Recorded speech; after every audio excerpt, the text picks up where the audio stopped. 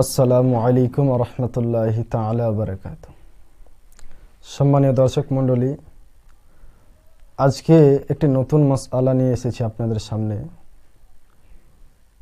হয়তো অন্য কোনো আলেম ওলামাদের মুখে এরকম মাসআলা শুনে থাকবেন না আশা করছি। মনোযোগ সহকারে ভিডিওটি দেখুন, মাসআলাটি শ্রবণ করুন এবং মাসআলাটির উপর আমল করার চেষ্টা করবেন। আসুন মাসআলাটি শুরু করি। মাসআলাটি হলো এই যে মাহে রমজানুল মুবারকের রোজা যদি কেউ পালন না করে অন্য কোনো রোজার নিয়াত করে এবং অন্য কোনো রোজা রাখে, তবে কি তার উপর সেই রোজাটি গণ্য হবে কি হবে না? তো আসুন মাসআলাটি শুরু করা যাক।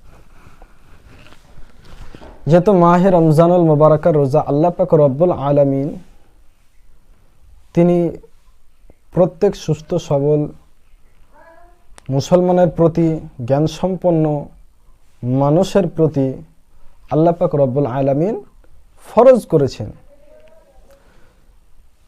যেহেতু এটা আল্লাহ পাক রব্বুল আলামিনের হুকুম, সেহেতু কোনো মানুষ যদি ইচ্ছাকৃতভাবে মাহে রমজানুল মুবারকের রোজাকে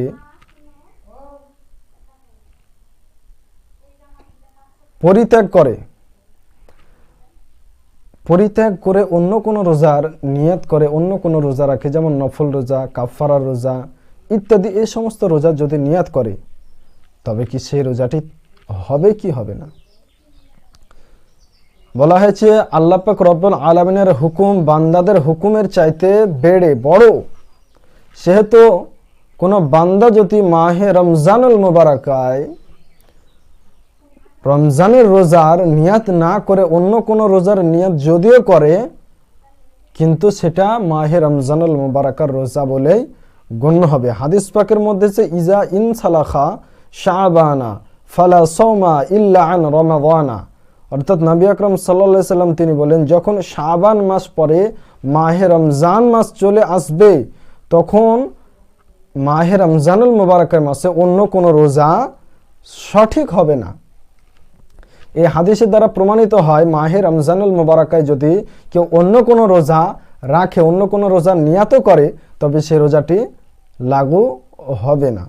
এবার বলা হয়েছে কিছু এমনও ব্যক্তি আছে যারা মাহে রমজানুল মুবারকায় যদি অন্য কোনো রোজা রাখে, তবে তার রোজাটি সঠিক বলে গণ্য করা হবে।